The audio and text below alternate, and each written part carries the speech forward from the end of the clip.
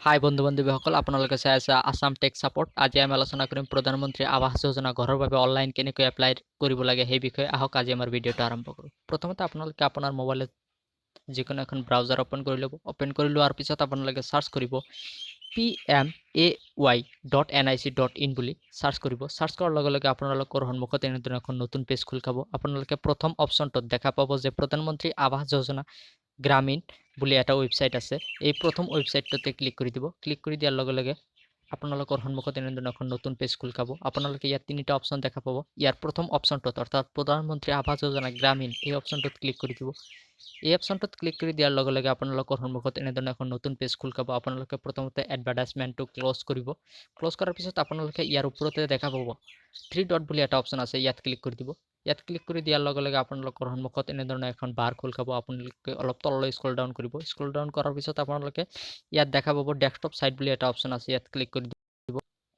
ইয়াত ক্লিক কৰি দিয়াৰ লগে লগে আপোনালোকৰ ৱেবছাইটটো এনেদৰে খোল খাব।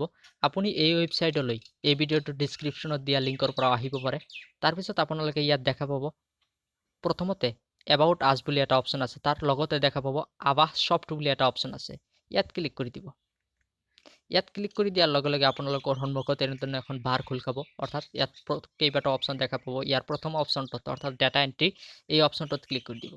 এই অপশ্যনটোত ক্লিক কৰি দিয়াৰ লগে লগে আপোনালোকৰ সন্মুখত এনেধৰণৰ এখন নতুন পেজ খোল খাব। আপোনালোকে অলপ তললৈ স্ক্ৰল ডাউন কৰিব। স্ক্ৰল ডাউন কৰাৰ পিছত আপোনালোকে ইয়াত তিনিটা অপশ্যন দেখা পাব। প্ৰথমটো হ'ল MIS ডাটা এণ্ট্ৰি, দ্বিতীয়টো হ'ল FTO ডাটা এণ্ট্ৰি, তৃতীয়টো হ'ল ডাটা এণ্ট্ৰি ফৰ আৱাস প্লাছ। এই তৃতীয় অপশ্যনটোৰ তলতে দেখা পাব লগ ইন বুলি এটা অপশ্যন আছে, ইয়াত ক্লিক কৰি দিব। ইয়াত ক্লিক কৰি দিয়াৰ লগে লগে আপোনালোকৰ সন্মুখত এনেধৰণৰ এখন বাৰ খোল খাব। আপোনালোকে ইয়াত দেখা পাব প্লিজ চিলেক্ট ষ্টেট, অৰ্থাৎ ইয়াৰ পৰা আপোনাৰ ষ্টেটটো চিলেক্ট কৰি ল'ব। মই মোৰ ষ্টেটটো চিলেক্ট কৰি লৈছোঁ। তাৰপিছত আপোনালোকে ইয়াত লগতে দেখা পাব কণ্টিনিউ বুলি এটা অপশ্যন আছে, ইয়াত ক্লিক কৰি দিব। ইয়াত ক্লিক কৰি দিয়াৰ লগে লগে আপোনালোকৰ সন্মুখত নতুন এখন পেজ খোল খাব। আপোনালোকৰ সন্মুখত এনেধৰণৰ এখন নতুন পেজ খোল খাব। ইয়াত আপোনালোকে প্ৰথমতে দেখা পাব ইউজাৰ নেম, পাছৱৰ্ড, তাৰপিছত দেখা পাব কেপচা। প্ৰথমতে আপোনালোকে দেখা পোৱা এই ইউজাৰ নেম আৰু পাছৱৰ্ড এইবোৰ ক'ৰ পৰা পাব? আপোনালোকে এই ইউজাৰ নেম আৰু পাছৱৰ্ডৰ বাবে আপোনালোকে আপোনাৰ ব্লকত যাব লাগিব। ব্লকত গৈ আপোনালোকে প্ৰধানমন্ত্ৰী আৱাস যোজনা ঘৰৰ কোঅৰ্ডিনেটৰজনক লগ ধৰিব লাগিব। কোঅৰ্ডিনেটৰজনক ক'ব লাগিব যে মোৰ নামটো প্ৰধানমন্ত্ৰী আৱাস যোজনা ঘৰৰ লিষ্টত নাই। তেতিয়া কোঅৰ্ডিনেটৰজনে আপোনাৰ নামটো প্ৰধানমন্ত্ৰী আৱাস যোজনা ঘৰৰ লিষ্টত চাব। তাৰপিছত আপোনালোকৰ নামটো যদি ঘৰৰ লিষ্টত নাথাকে তেতিয়াহ'লে কোঅৰ্ডিনেটৰজনে আপোনাৰ পৰা ৰেচন কাৰ্ড বা আধাৰ কাৰ্ড বা ভোটাৰ ID এইবিলাক ডকুমেণ্টছ বিচাৰিব পাৰে। সেয়ে আপোনালোকে এই ডকুমেণ্টছবিলাক আপোনাৰ লগত লৈ যাব। তাৰপিছত এইবিলাক ডকুমেণ্টছ লৈ কোঅৰ্ডিনেটৰজনে আপোনাৰ নামটো প্ৰধানমন্ত্ৰী আৱাস যোজনা ঘৰৰ লিষ্টত সোমাই দিব।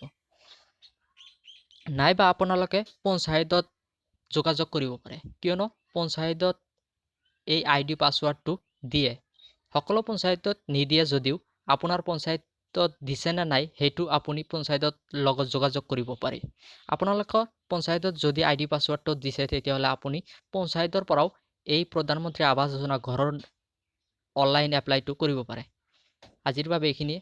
যদি আপোনালোকৰ এই ভিডিঅ'টো ভাল লাগিছে তেতিয়াহ'লে মোৰ এই চেনেলটো লাইক, শ্বেয়াৰ আৰু ছাবস্ক্ৰাইব কৰিব। আৰু যদি ভিডিঅ'টোত কিবা ভুল ত্ৰুটি হৈ থাকে তেতিয়াহ'লে আপোনালোকে কমেণ্ট কৰি জনাব, কাৰণ মই ভিডিঅ' ইমপ্ৰুভ কৰাৰ চেষ্টা কৰিম। Thank U.